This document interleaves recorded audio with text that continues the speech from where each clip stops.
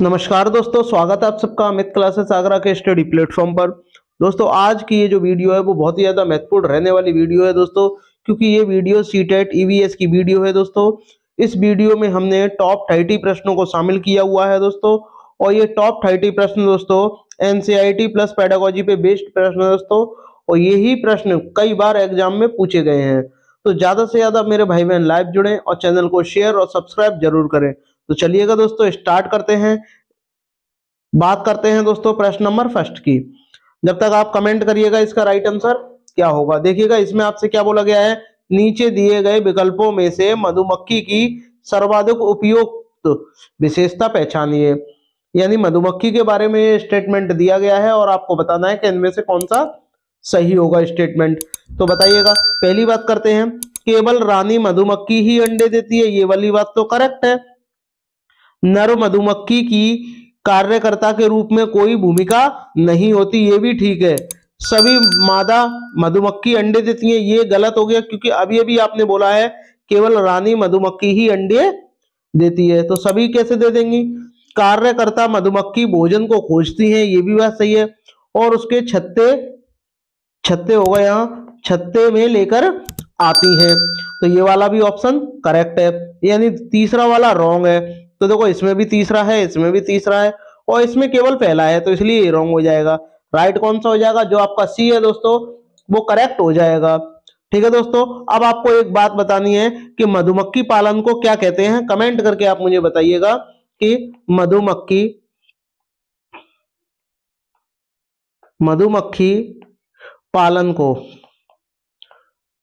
पालन को क्या कहेंगे, क्या कहते हैं। कमेंट करके मुझे बताइएगा कि मधुमक्खी पालन को क्या कहते हैं। जब तक हम बात करते हैं प्रश्न नंबर दूसरे की। देखिएगा इसमें आपसे क्या बोला गया है, इसमें आपसे कहा गया है दोस्तों, बहुत ही बढ़िया प्रश्न है। निम्नलिखित में से कौन सा जानवर का के आगे के दांत जो है वो पूरी जिंदगी भर बढ़ते रहते हैं। अब आपको बताना है कि इनमें से कौन सा ऐसा जानवर है, या पक्षी भी कह सकते हैं हम, कि उसके जो दांत हैं वो जिंदगी भर क्या है, बढ़ते रहते हैं। तो कमेंट करके मुझे बताइएगा किसके बढ़ते रहते हैं। क्या बिल्ली है, गिलहरी है, सांप है, या बाघ है। तो सबसे पहले दोस्तों मैं आपको बता दूं कि बाघ दिवस कब मनाया जाता है, 29 जुलाई को मनाया जाता है। ये बहुत ज्यादा पूछा जाता है। भारत में दोस्तों सांप 4 प्रकार के पाए जाते हैं, जिसमें से पहला कौन सा है, करैत है, नाग है, अफाई है, और दुबोइया है। ये 4 प्रकार के सांप पाए जाते हैं भारत में। आपका राइट आंसर क्या होगा दोस्तों, गिलहरी हो जाएगा, क्योंकि गिलहरी जो है अपने दांत को कुतरती रहती है, और कुतरती रहेगी तो ठीक है, और नहीं कुतरेगी तो उसके दांत जिंदगी भर तक बढ़ते रहते हैं। और कुतरना जो है इसलिए इनके लिए फायदेमंद है। अगर कुतरेंगे नहीं तो दांत जो है इतने बड़े हो जाएंगे कि जबड़े को फाड़ देंगे, तो इसलिए क्या है, ये दांतों को कुतरते रहती हैं। तो इसका राइट आंसर क्या हो जाएगा, जो आपका बी है वो हो जाएगा। देखो गिलहरी के कृंतक दांत कितने होते हैं, मैं आपको बता दूं। जो गिलहरी के कृंतक दांत है, वो कितने होते हैं दोस्तों, 6 होते हैं। जबकि गिलहरी के संपूर्ण दांत कितने होते हैं, 28 होते हैं। ठीक है दोस्तों, और गिलहरी के 3 प्रकार के दांत होते हैं, कृंतक होते हैं, चवर्णक होते हैं, ठीक है, और एक कौन से होते हैं, एक अग्रचवर्णक होते हैं। ठीक है, कृंतक, चवर्णक और अग्रचवर्णक। ठीक है, रदनक इंसानों के होते हैं, वो इनके नहीं होते हैं। इनमें कुतरने के लिए बड़े दांत होते हैं, जो जीवन पर्यंत वो विकसित होते रहते हैं। विकसित का मतलब जीवन भर बढ़ते रहते हैं। तो आपका राइट आंसर क्या हो जाएगा, जो आपका बी है वो करेक्ट हो जाएगा दोस्तों। बात करते हैं प्रश्न नंबर 3 की। वे व्यक्ति जो वनों में काम नहीं कम से कम 25 वर्षों से रह रहे हैं, उनका वन भूमि और उनमें होने वाली उपज पर अधिकार हो जाता है। यह एक्ट कहां से लिया गया है, ये आपको बताना है। तो कमेंट करके मुझे बताइएगा कि ये एक्ट जो है ये कहां से लिया गया है। देखिए वन की बात हो रही है, तो कहीं ना कहीं ये वन एक्ट से ही संबंधित है। ठीक है, तो वन एक्ट के अधिकार 2007 से। भारतीय वन एक्ट ये भारत में ही नहीं, ये संपूर्ण विश्व में लागू है, तो ये वाला गलत हो जाएगा। राष्ट्रीय वाला होगा नहीं, वन की बात नहीं हो रही है संशोधन की, तो आपका राइट आंसर क्या होगा, जो ए है वो करेक्ट हो जाएगा। कोई भी व्यक्ति जिस जगह पर भी रह रहा है और वो 25 वर्षों से कम रह रहा है, 25 वर्षों से ज्यादा समय हो गया, तो उस जो जमीन होगी उस पे उस व्यक्ति का अधिकार हो जाता है। ठीक है, तो ये वाला आपका राइट आंसर हो जाए। इसमें कहा गया है झूम की खेती होती है, तो बताइएगा झूम की खेती होती है, जैविक खेती होती है, काट और दग्ध की खेती होती है, कीटनाशकों का सीमित उपयोग होता है इसमें, या रासायनिक खाद का असीमित उपयोग होता है। तो ये आपको बताना है कि आपका राइट आंसर क्या होगा। तो कमेंट करके मुझे बताइएगा। और ये आपको बताना है कि ये कहाँ होती है, भारत में कहाँ कहाँ ये झूम की खेती होती है दोस्तों। तो देखो, झूम की खेती को हम स्थानांतरणशील कृषि भी कहते हैं, क्योंकि ये क्या है, ये इसमें स्थान ज्यादा परिवर्तित होते हैं। परिवर्तित कैसे, परिवर्तन कर दिया दूसरे पे। जैसे कि आज इस खेत में अगर 1 2 3 बात करते हैं दोस्तों, झूम की खेती होती है। तो झूम की खेती क्या होती है दोस्तों, जैविक खेती होती है, काट और दग्ध खेती होती है, कीटनाशकों का सीमित उपयोग होता है, रासायनिक खाद का सीमित उपयोग होता है। ये आपको बताना है कमेंट करके कि आपका राइट आंसर क्या होगा। देखो, ये क्या काट और दग्ध की खेती होती है दोस्तों, तो राइट आंसर क्या हो जाएगा, बी हो जाएगा दोस्तों। बात करें दोस्तों, झूम की खेती जो भारत में कहाँ कहाँ होती है, जैसे फर्स्ट नंबर पे कहाँ होती है, नागालैंड में होती है, नागालैंड है आपका। दूसरा मिजोरम है, मिजोरम है, और एक मेघालय है, मेघालय, त्रिपुरा, इन जगहों पर क्या होती है। और एक और मणिपुरी, मणिपुर, यहां पर कहां होती है, झूम की खेती दोस्तों होती है। तो आपका राइट आंसर क्या हो जाएगा, जो बी है वो करेक्ट हो जाएगा दोस्तों। चलिएगा आगे बढ़ते हैं। झूम की खेती को अलग अलग कई नामों से जाना जाता है। जैसे किसी देश की बात करें तो श्रीलंका में झूम की खेती को किस नाम से जाना जाता है, तो श्रीलंका में चेना के नाम से जाना जाता है। बर्मा में बात करें तो टांगिया के नाम से जाना जाता है। फिलीपींस की बात करें कैंगिन के नाम से जाना जाता है। थाईलैंड में तमराई के नाम से जानी जाती है, और मलेशिया में लद्दाख के नाम से जानी जाती है। तो कई डिफरेंट डिफरेंट देशों में ये कई प्रकार के अपने नामों से प्रचलित है। जैसे कि भारत में इसको झूम की खेती कहते हैं दोस्तों। ठीक है, चलिएगा आगे बढ़ते हैं। बात करते हैं प्रश्न नंबर 5 की। रोनाल्ड रॉस को 1902 में चिकित्सा के क्षेत्र में एक नोबेल पुरस्कार मिला था, तो वो क्या शोध करने के लिए मिला था, ये आपको कमेंट करके मुझे बताना है। तो कमेंट करके मुझे बताइएगा क्या शोध करने के लिए मिला था।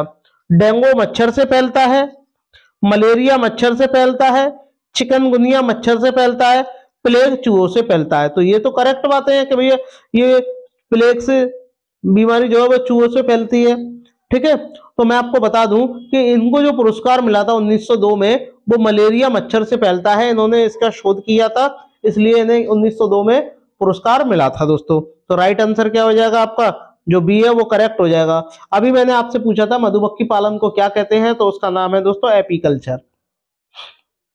एपीकल्चर किसे कहते हैं, मधुमक्खी पालन को कहते हैं। अब आपको कमेंट करके मुझे बताना है कि रेबीज जो बीमारी है वो किस वजह से होती है, किस जानवर के काटने से होती है, ये आपको बताना है। चलिएगा दोस्तों आगे बढ़ते हैं। बात करते हैं प्रश्न नंबर 6 की। सिनकोना पेड़ किस भाग का उपयोग मलेरिया के उपचार के लिए किया जाता है। एक सिनकोना नामक एक पेड़ होता है जिसका उपयोग जो है मलेरिया के दवा के रूप में करते हैं दोस्तों, उसका उपचार के रूप में करते हैं। तो आपको बताना है कि इनमें से किस भाग का प्रयोग करते हैं, क्या जड़ का करते हैं, छाल का करते हैं, पत्ते का या बीज का। तो छाल का प्रयोग करते हैं। तो आपका राइट आंसर क्या हो जाएगा दोस्तों, जो आपका बी है दोस्तों वो करेक्ट हो जाएगा दोस्तों। अगर आपको वीडियो अच्छी लग रही हो तो सभी भाई बहन लाइक शेयर सब्सक्राइब जरूर करें। बात करते हैं दोस्तों प्रश्न नंबर 7 की। 7 का बताइएगा दोस्तों कि सांप के जहरीले दांतों को क्या कहा जाता है। देखिए, सांप के 2 जहरीले दांत होते हैं, ये खोखले दांत होते हैं दोस्तों, और ये खोखले दांतों में से क्या जहर अपना पहुंचाने का काम करते हैं। और इन 2 खोखले दांतों को क्या कहा जाता है, ये आपको कमेंट करके बताना है। तो कमेंट करके मुझे बताइएगा कि सांप के जो जहरीले दांतों को क्या कहा जाता है, कमेंट करके मुझे बताइएगा। बताइए। अब भाई जहरीले हैं तो कसक तो कहेंगे नहीं, कहीं ना कहीं क्या होगा, विष होगा। तो क्या बोलते हैं, विषदंत कहते हैं दोस्तों। सांप के 2 खोखले दांत होते हैं दोस्तों। ठीक है, चलिएगा आगे बढ़ते हैं। भारत में 4 प्रकार के सांप पाए जाते हैं।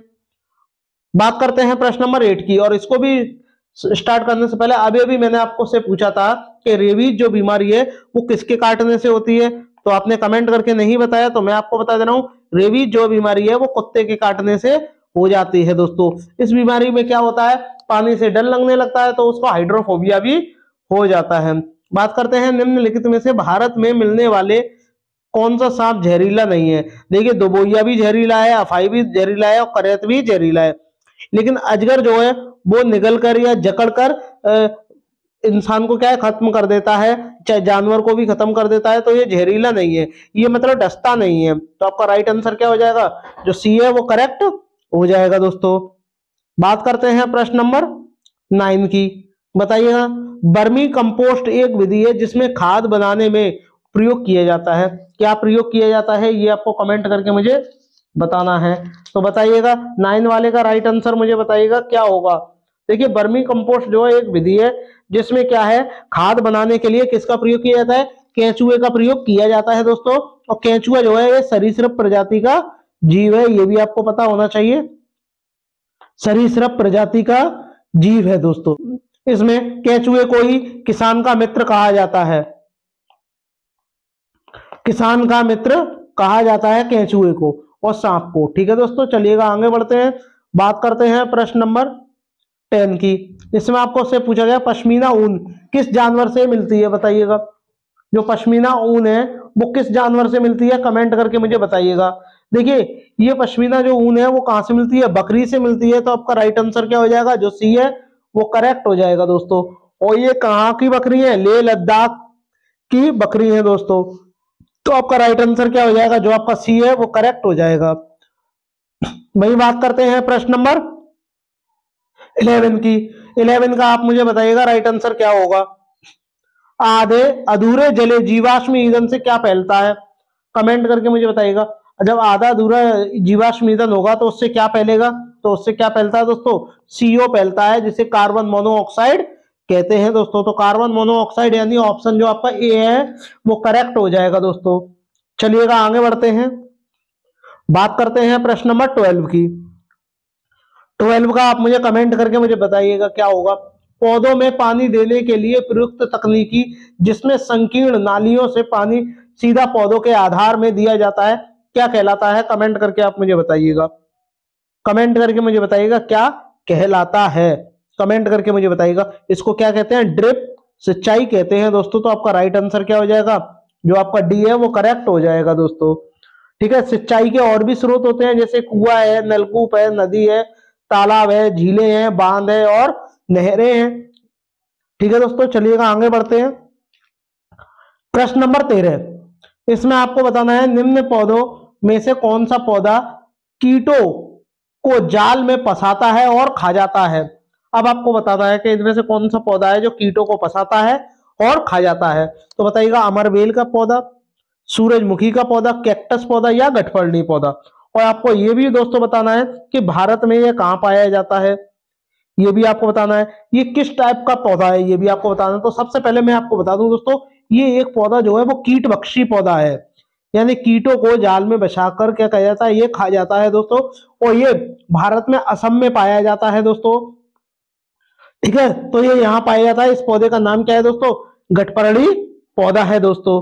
ठीक है दोस्तों, ये क्या करता है, ये उन्हीं स्थानों पे उगेगा जहां नाइट्रोजन की क्या होगी, कमी होगी दोस्तों। ठीक है दोस्तों, चलिएगा आगे बढ़ते हैं। जबकि बात करते हैं अमरबेल की, यह एक परजीवी पौधा है, यह एक परजीवी पौधा है दोस्तों। 14 का आप मुझे राइट आंसर बताइए। वर्षा के पानी को भविष्य में उपयोग के लिए संचित करना क्या कहलाता है, ये आपको कमेंट करके मुझे बताना है। बताइएगा कि वर्षा का जो पानी है इसको इकट्ठा करके भविष्य में उपयोग के लिए संचित करना क्या कहलाता है, वर्षा के पानी का संचयन कहलाता है दोस्तों। तो आपका राइट आंसर क्या होगा, जो डी है वो करेक्ट हो जाएगा दोस्तों। चलिएगा आगे बढ़ते हैं कि इसमें आपसे क्या बोला गया है, निम्नलिखित में से कौन सा रोग मच्छरों से फैलता है। अब मच्छरों से कौन सा रोग फैलता है ये आपको बताना है, क्या मलेरिया फैलता है, निमोनिया फैलता है, डेंगू या चिकनगुनिया। तो मैं आपको बता दूं, जो आपका मच्छरों से फैलने वाला जो रोग है वो आपका एक मलेरिया है, डेंगू है और चिकनगुनिया है। जबकि निमोनिया जो है ये जीवाणु द्वारा फैलता है। किसके द्वारा फैलता है दोस्तों, जीवाणु द्वारा फैलता है दोस्तों। और जीवाणु द्वारा कौन कौन से रोग फैलते हैं, जैसे कि हैजा है, आपका हैजा है, निमोनिया है, निमोनिया है, प्लेग है, ये सारे क्या हैं, जीवाणु द्वारा फैलते दो रोग हैं दोस्तों। जबकि निमोनिया, और निमोनिया भी है जीवाणु द्वारा फैलने वाला, निमोनिया है। लेकिन बात करें दोस्तों कि ये मलेरिया, डेंगू, ये किसके द्वारा फैलते हैं, मच्छरों के द्वारा फैलते हैं। तो राइट आंसर क्या हो जाएगा, जो आपका सी है वो करेक्ट हो जाएगा दोस्तों। वही बात करते हैं दोस्तों प्रश्न नंबर 16 की। तो 16 का मुझे राइट आंसर बताइएगा क्या होगा दोस्तों। अपनी कक्षा 4 के पर्यावरण अध्ययन के विद्यार्थियों को रचनात्मक आकलन के लिए उपयुक्त कार्य का चुनाव कीजिए। जो उपयुक्त कार्य है उसका चुनाव करना है। जो वस्तुएं डूबती हैं और तैरती हैं उनकी सूची याद करना। तो याद करना नेगेटिव वर्ड है, तुरंत आपने ये काट दिया। तैरने और डूबने की परिभाषा, परिभाषा और व्याख्या नेगेटिव वर्ड है, तुरंत आपने काट दिया। डूबने और तैरने की प्रक्रिया का अवलोकन करना, करने के लिए क्रियाकलाप करना, यानी करके सीखने की बात हो रही है दोस्तों। तो ये आपका राइट आंसर हो जाएगा। तैरने और डूबने की पथ पर प्रश्न लिखना, ये लिखना गलत हो जाएगा। आपका राइट आंसर क्या हो जाएगा दोस्तों, सबसे बेस्ट ये भी है, ठीक है। तो जो आपका बी वाला ऑप्शन है वो करेक्ट हो जाएगा दोस्तों। वही बात करते हैं प्रश्न नंबर 17 की। अब 17 में आपको बताना है कि स्थान के नाम दिए गए हैं और इधर भोजन दिए गए हैं। तो आपको बताना है कौन सा भोजन कहाँ के लिए प्रसिद्ध है। तो सबसे पहले दोस्तों बात करते हैं पंजाब की। तो पंजाब का क्या है, छोले भटूरे बहुत ज्यादा फेमस है। तो डी वाले का कौन सा है, फर्स्ट है। तो ये तो वैसे ही रॉन्ग हो गए, तो आपका ये तो वैसे ही रॉन्ग हो गया, तो यही आपका हो गया। लेकिन और भी आप आगे देख सकते हो। गोवा की बात करते हैं। गोवा में क्या है, नारियल के तेल में बनी हुई या पकी हुई मछली। और कश्मीर में किसकी है, सरसों के तेल में। और केरल का क्या है, नारियल डली हुई, नारियल के साथ करी और उसमें उबला हुआ टेपियोका। तो आपका राइट आंसर क्या हो जाएगा, इसका ये हो जाएगा। तो आपका राइट आंसर क्या होगा दोस्तों, जो डी है वो एकदम करेक्ट हो जाएगा दोस्तों। चलिएगा आगे बढ़ते हैं। प्रश्न नंबर 18 का राइट आंसर मुझे बताइएगा क्या होगा। 18 का जो है वो राइट आंसर आप मुझे कमेंट करके मुझे बताइएगा क्या होगा 18 वाले का। देखिएगा इसमें आपसे क्या बोले, एक समूह को चुनिए जिसका प्रयोग पुनः चक्रण के पश्चात किया जा सकता है। यानी एक बार चक्रण के बाद दोबारा भी इसका प्रयोग किया जा सकता है। तो पॉलिथीन बैग, कागज, बैटरी, बैटरी का नहीं किया जा सकता, ना ही मोबाइल फोन का किया जा सकता है। चादरें, समाचार पत्र का कैसे कर लेंगे, ये भी गलत हो जाएगा, बैटरी भी गलत है। लोहे की कीले दोबारा भी कर सकते हैं। कांच की बोतल का भी हो जाएगा। स्टील मग, गत्ते का डब्बा, ये दोबारा रिसाइकिल हो जाते हैं दोस्तों। जबकि बात करते हैं दोस्तों चमड़े का बैग, लकड़ी की मेज नहीं होगी दोस्तों, वो तो उठानी ही पड़ेगी, टूट जाएगी। तो आपका राइट आंसर क्या होगा, जो आपका सी है दोस्तों वो करेक्ट हो जाएगा। वही बात करते हैं प्रश्न नंबर 19 की। 19 का बताइएगा, निम्नलिखित में से सही कथन को चुनना है आपको। तो आप इनमें से बताइएगा कि आपका राइट ऑप्शन क्या होगा दोस्तों। कमेंट करके मुझे बताइएगा कि आपका राइट आंसर क्या होगा। देखिएगा दोस्तों, ये आपका 19 वाला क्वेश्चन है दोस्तों। और 19 वाले क्वेश्चन में आपको ये बताना है कि इनमें से कौन सा जो स्टेटमेंट है हाथी से संबंधित दिया गया है, और हाथी से संबंधित इनमें से कौन सा स्टेटमेंट सही है दोस्तों। तो बताइएगा हाथी से संबंधित कौन सा इसमें से स्टेटमेंट सही है। बात करते हैं दोस्तों इसमें से पहले क्या कहा गया है, कोई वयस्क हाथी एक दिन में 2 कुंटल से भी अधिक हरे पेड़ पौधे झाड़ियां खा सकता है। बताइएगा क्या ये सही है। अत्यधिक भारी होने के कारण अधिकांश हाथी बहुत ज्यादा आराम करना पसंद करते हैं। आपको सही कथन इनमें से बताना है, तो कमेंट करके मुझे बताइएगा। यहां तक कि 3 महीने की आयु की हाथी के बच्चे का वजन 200 किलोग्राम होता है। अधिकांश हाथी का औसतन एक दिन में 9 से 10 घंटे सोते हैं। तो पहले इसके बारे में आप पहले डिटेल इसकी पढ़िएगा, जब आप इसके ऑप्शन दीजिएगा। देखिए 3 महीने के हाथी का जो बच्चा होता है उसका सामान्यतः भार कितना होता है, 200 किलोग्राम होता है। ये तो आपको ध्यान में रखना है 3 महीने का जो होगा। लेकिन इसमें और भी स्टेटमेंट है, जैसे हाथी को क्या कहा जाता है, विरासत पशु कहा जाता है। और हाथी बहुत कम आराम करते हैं, ये केवल दिन में 1 से 2 या 4 घंटे तक ही आराम करते हैं। 3 महीने के हाथी के बच्चे का वजन 200 किलोग्राम के आसपास होता है और ये एक दिन में 100 केजी पत्तियां खा जाता है। लेकिन यहां आपसे क्या कहा गया है, एक वयस्क हाथी 200 कुंटल पत्तियां खा जाता है, तो ये तो गलत हो जाएगा ना। कितनी पत्तियां खाता है, 100 किलोग्राम खा जाता है दोस्तों। तो अत्यधिक भारी होने के कारण यह ज्यादा आराम करते हैं, ज्यादा आराम नहीं करते, 1 से 2-3 घंटे करते हैं, ज्यादा आराम नहीं करते दोस्तों, तो ये भी रॉन्ग हो गया, ये भी रॉन्ग हो गया। 3 महीने के हाथी के बच्चे का वजन 200 किलोग्राम होता है, ये तो करेक्ट बात है, मैंने अभी भी आपको बताया। अधिकांश हाथी का औसतन एक दिन में 9 से 10 घंटे सोते हैं, नहीं 2-3-4 घंटे सोते हैं, ज्यादा नहीं सोते दोस्तों। और हाथी को विरासत पशु कहते हैं दोस्तों, विरासत पशु भी कहा जाता है दोस्तों। तो ये क्या है आपका राइट ऑप्शन हो जाएगा, तो जो आपका सी है वो एकदम करेक्ट होगा दोस्तों। तो चलिएगा आगे बढ़ते हैं दोस्तों, बात करते हैं प्रश्न नंबर 20 की। अब 20 आपको बताना है कि निम्नलिखित में से 3 राज्यों के उस समूह को चुनिए जो जिनकी समुद्री तट कहां है, बंगाल की खाड़ी पर है। अब बंगाल की खाड़ी पर कौन कौन से हैं, तो मैं आपको बता दूं, देखिएगा इसमें आपके में दिया गया है, मैंने मैप दिया गया है, और इसमें आपसे देखिए क्या बोला है। देखिए इधर क्या होता है, बंगाल की खाड़ी, बंगाल की खाड़ी दोस्तों, और इधर क्या है दोस्तों, अरब सागर, इधर अरब सागर है दोस्तों। तो बंगाल की खाड़ी की तरफ कौन कौन सा है, तमिलनाडु है दोस्तों, आंध्र प्रदेश है, उड़ीसा है और पश्चिम बंगाल है। टोटल 4 जो है राज्य हैं दोस्तों जो कि बंगाल की खाड़ी की तरफ स्थित है। जबकि बात करें दोस्तों अरब सागर की तरफ, तो पहला आपका गुजरात है दोस्तों, फिर आपका महाराष्ट्र है, गोवा है, कर्नाटक है और केरल है। तो ये इधर आपके 5 स्थित हैं दोस्तों। ठीक है दोस्तों, तो ये कितने हैं, 5 अरब सागर में स्थित है और 4 बंगाल की खाड़ी की तरफ स्थित है दोस्तों। तो अब आप तुरंत इनमें से बता सकते हो कि कौन कौन से बंगाल की खाड़ी की तरफ स्थित है और कौन कौन से बंगाल की खाड़ी की तरफ नहीं स्थित है। तो देखिएगा दोस्तों, इसमें मैं आपको बता दूं कि इसमें आपसे क्या बोला गया है कि बंगाल की खाड़ी जिनके समुद्री तट कहां है, बंगाल की खाड़ी पर है दोस्तों। तो देखो केरल तो है नहीं है, केरल वैसे ही कट गया, तो यहाँ पे भी केरल है, यहाँ पे भी केरल है, तो ये भी कट गया, कट गया। और इसमें गोवा है, ये वैसे ही कट गया, तो आपका क्या हो गया, सी रह गया। आंध्र प्रदेश, उड़ीसा और तमिलनाडु, यही तो है। और चौथा कौन सा होता, वो पश्चिम बंगाल हो जाता। तो आपका राइट आंसर क्या होगा, जो आपका सी है दोस्तों वो करेक्ट हो जाएगा। वही बात करते हैं दोस्तों प्रश्न नंबर 21 की। 21 का बताइएगा, किसी एक सभा में अपना परिचय देते समय किसी छात्र ने एक कथन दिया और उस कथन पे आपको विचार करना है और आपको बताना है कि वह छात्र जो है वो कहां से आया है। तो कमेंट करके मुझे बताइएगा कि इसका राइट आंसर क्या होगा, कमेंट करके मुझे बताइएगा राइट आंसर क्या होगा दोस्तों। देखिएगा इसमें आपसे कहा मैं जिस जगह से आया हूं, मैं जिस जगह से आया हूं वहां, मैं जिस जगह से आया हूं वहां अधिकांश लोग सरसों के तेल में बनी हुई मछली खाना पसंद करते हैं। तो भाई सरसों के तेल में कहां के लोग खाते हैं मछली, सरसों के तेल में कहां के लोग खाते हैं मछली,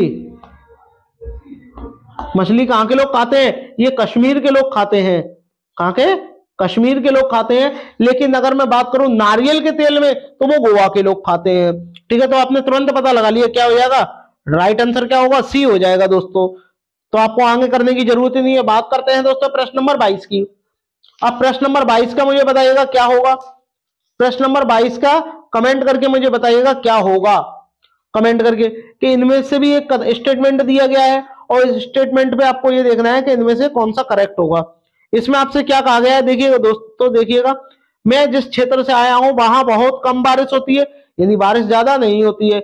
गर्मी बहुत पड़ती है, तो लद्दाख में तो भैया बर्फ पड़ती है, तो ये तो वैसे ही गलत हो जाएगा। हमारे घर मिट्टी के बने होते हैं, तो मिजोरम में होते नहीं है, असम में होते नहीं है। तो आपका राइट आंसर क्या हो गया, जो सी है वो करेक्ट हो गया दोस्तों। असम की बात करें तो ये क्या है, बांस पे बने होते हैं, 10 से 12 फीट ऊंचे बने होते हैं दोस्तों।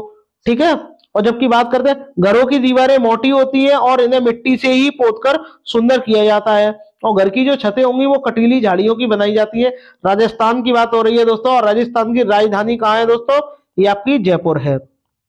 ठीक है दोस्तों, तो ये आपको पता होना चाहिए दोस्तों। चलिएगा आगे बढ़ते हैं दोस्तों, बात करते हैं प्रश्न नंबर 23 की। एस्किमो अपने घर इग्लू का निर्माण बर्फ से करते हैं, इसका क्या कारण है ये आपको बताना है। बर्फ ठंडी हवा को अंदर आने नहीं देती है, बर्फ की दीवारों के बीच मौजूद हवा अंदर की गर्मी को बाहर नहीं जाने देती है, बर्फ मुफ्त में मिलती है, गलत हो गया। ध्रुवीय क्षेत्रों में केवल बर्फ ही है, ये भी गलत हो गया, ये भी हो गया। जो आपका बी वाला ऑप्शन है दोस्तों वो करेक्ट होगा, क्योंकि अंदर जो व्यक्ति रहेंगे उनकी जो गर्मी होगी वो बाहर नहीं आ पाएगी और जो इग्लू जो है वो बहुत गर्म रहेगा। तो आपका राइट आंसर क्या हो जाएगा, जो आपका बी है वो करेक्ट हो जाएगा। वही बात करते हैं दोस्तों प्रश्न नंबर 24 की। अब प्रश्न नंबर 24 का मुझे बताइएगा राइट आंसर क्या होगा, कमेंट करके मुझे बताइएगा कि राइट आंसर क्या होगा। अब देखिएगा इसमें आपसे बोला टूटा तारा होता है कोई, अब कौन होता है कोई ये आपको बताना है कि जो टूटता तारा होता है वो क्या होता है। देखिए टूटता तारा क्या होता है, एक उल्का पिंड होता है जो कि पृथ्वी के वायुमंडल में आकर क्या होता है, जलने लगता है, तो वो आपका क्या होता है, उल्का पिंड होता है दोस्तों। तो आपका राइट आंसर क्या हो जाएगा, सी हो जाएगा। बात करते हैं दोस्तों वर्तमान में सौरमंडल में कितने ग्रह हैं, सौरमंडल में कितने ग्रह हैं दोस्तों, तो आप बोलोगे टोटल कितने ग्रह हैं, 8 ग्रह हैं दोस्तों। सबसे चमकीला ग्रह शुक्र है दोस्तों, सुबह और शाम का तारा शुक्र को ही कहते हैं दोस्तों, पृथ्वी की जुड़वा बहन भी शुक्र को कहते हैं। सबसे चमकीला तारा शुक्र है और सूर्य के सबसे निकट ग्रह कौन सा है, बुध है दोस्तों, ये भी आपको पता होना चाहिए। बात करते हैं प्रश्न नंबर 25 की, माउंट एवरेस्ट की चोटी पर की ऊंचाई बतानी है आपको। जो माउंट एवरेस्ट है इसकी चोटी की ऊंचाई कितनी है दोस्तों, तो 8,850 क्या है इसकी ऊंचाई है दोस्तों। बात करते हैं ये कहां स्थित है दोस्तों, नेपाल में स्थित है दोस्तों, और नेपाल में इसको किस नाम से जाना जाता है, सागर माता के नाम से जाना जाता है दोस्तों, ठीक है, सागर माता के नाम से जाना जाता है दोस्तों। चलिएगा आगे बढ़ते हैं, बात करते हैं प्रश्न नंबर 26 की, और 26 वाले का मुझे राइट आंसर बताइएगा कि आपका क्या होगा 26 वाले का। देखिएगा इसमें आपसे क्या बोला है, खेजड़ी वृक्ष के बारे में नीचे दिए गए गलत कथन की आपको पहचान करनी है, यानी 3 सही दिए गए होंगे और एक क्या है गलत दिया गया होगा, तो आपको वही इसमें से पहचानना है। तो पहचान के मुझे बताइएगा कि खेजड़ी के बारे में इनमें से कौन सा जो है वो सही कथन है। यह वृक्ष मुख्यतः रेगिस्तानी क्षेत्रों में पाया जाता है, बताइएगा, आपको गलत कथन चुनना है, तो बताइएगा ये रेगिस्तानी क्षेत्रों में पाया जाता है, तो आप बोलोगे ये तो सही बात है, रेगिस्तानी क्षेत्रों में पाया जाता है दोस्तों। जो खेजड़ी का जो वृक्ष होता है ये कहां पाया जाता है, रेगिस्तानी क्षेत्रों में पाया जाता है दोस्तों, तो ये तो ठीक है। अभी आगे और भी पढ़ते हैं, देखते हैं क्या कहा गया है, तो ये तो बात सही है। इसे उगाने के लिए अधिक जल की आवश्यकता नहीं होती, बताइएगा, अगर हम इसे उगाएंगे तो इसमें अधिक जल की आवश्यकता होगी क्या, बताइएगा, नहीं होती। यह वृक्ष अपने तने में जल संचित करता है, बताइएगा, क्या ये वाला सही है क्या, और इसकी उपयोगिता पड़ने पर वहां से पानी निकाल लिया जाता है। इस वृक्ष की छाल का उपयोग दवाइयों बनाने के लिए किया जाता है और कीड़ों को का प्रभाव जो है इस वृक्ष पे नहीं पड़ता है। तो दोस्तों मैं आपको सीधी बात बता दूं कि यह वृक्ष जो है खेजड़ी जो है राजस्थान का राष्ट्रीय वृक्ष राजकीय वृक्ष है दोस्तों, और ये रेगिस्तानी क्षेत्रों में पाया जाता है, बात एकदम सही है दोस्तों। और इसको उगाने के लिए अधिक जल की आवश्यकता नहीं पड़ती, क्योंकि राजस्थान के रेगिस्तान में क्या है ये होता है, तो वहां पानी तो होता ही नहीं है, तो अधिक पानी की आवश्यकता नहीं पड़ती, ये भी ठीक है दोस्तों।